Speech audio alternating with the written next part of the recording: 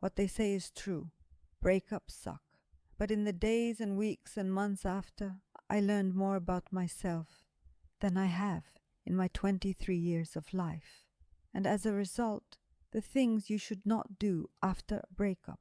I remember it like it was yesterday. After it happened, I drove home in the pouring rain, the rhythmic scrape of my windshield wipers drowning out the plaintive indie song on the radio. It was almost a scene borrowed straight from a movie, a grotesque, sad cliché. In my trunk was a shoebox he had given me right before I left, filled with memorabilia from all of our moments together. A wine cork from my 23rd birthday dinner at a fancy steakhouse, a receipt from a museum tour we had gone on during a trip to Chicago, a movie ticket from one of our first dates, with the words, "This girl is incredible," scrawled on the back of it. Until I got back to my apartment, it didn't truly hit me, the reality of what had just happened. I looked inside the fridge and saw the Chinese takeout leftovers we had eaten together the night before. I was struck by the fragility of that moment, by the things that could no longer be. And that's when the grief overtook me, so suddenly that I keeled over. I cried deep, heaving sobs that left me gasping for air. I read once that we are the sum total of all our memories, of all the people and places and experiences we encounter along our way. Perhaps that's why breakups are so hard. Every time you leave a relationship, you leave with a shoebox full of broken memories. You have to pick up the pieces and glue yourself back together.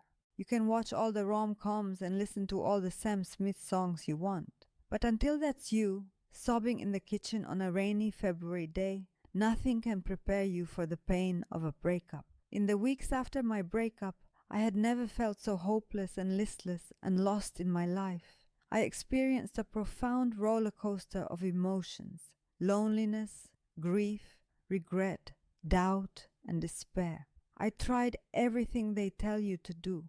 I surrounded myself with friends, exercised like a fiend, wasted a lot of money on new clothes and manicures and blowouts, kept myself busy, but nothing worked. I couldn't seem to move on. At the suggestion of my parents, I finally decided to talk to a therapist. I was a little apprehensive. I had never been to a therapist before. Would it be a waste of time? Would I feel awkward? Did I even need a therapist? In spite of my initial reservations, the experience proved to be incredibly cathartic and enlightening. I poured my soul out on the therapist, telling him about all of my uncertainties and fears and doubts about the future. At one point, he leaned back in his chair and pointedly said, "You know what I call that?" he said. "Stinky thinking." I must have furrowed my eyebrows, because he said, "Do you know what rumination means?" I nodded. "You're ruminating. You're constantly obsessing over these negative thoughts, and it's driving you crazy." That's when I realized what he was getting at. I was my own worst enemy. I was a prisoner to my own thoughts, torturing myself by constantly replaying the past, hung up on what-ifs. Unless I changed my thinking, I would never be able to move on. My breakup taught me several things. I learned that heartbreak is the greatest teacher. I learned how to be alone again, to be patient, to be comfortable with uncertainty, that no relationship is more important than the one you have with yourself. That happiness must come from within.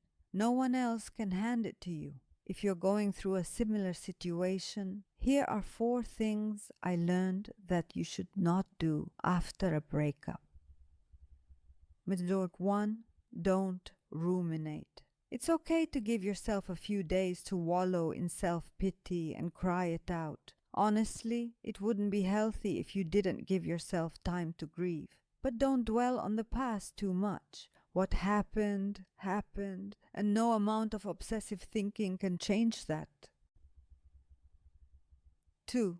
Don't isolate yourself. After a breakup, you'll probably want to sit alone in your apartment with a container of Ben and Jerry's and watch every single Nicholas Sparks movie you can get your hands on. But the most important thing you can do right now is to surround yourself with your support group.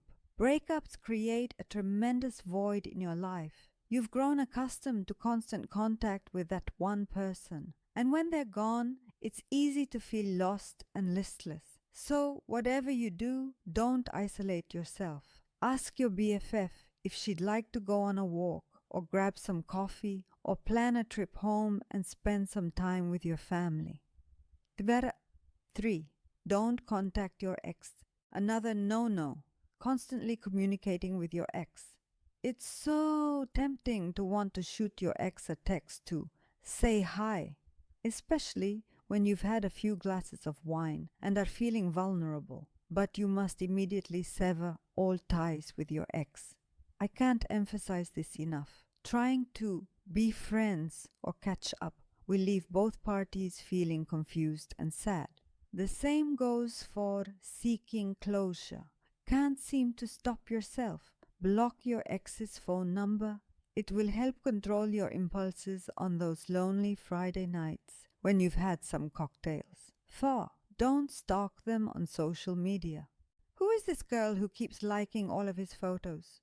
Wait, did she seriously just post a photo with another guy? Ugh, he's going out tonight, and he looks so cute. Seriously, stop. Stop looking at his Facebook. Stop stalking his Instagram. Just stop. If you must, block him across all social media accounts to erase any temptation to see what he's up to. Because stalking will drive you crazy, I promise. No matter how sad or terrible or soul-crushing, every breakup story has a happy ending. It might not be the stuff of fairy tales, but sometimes love looks like this. I got myself up and I walked. I don't know yet where I'm going, but I know I'll find my way.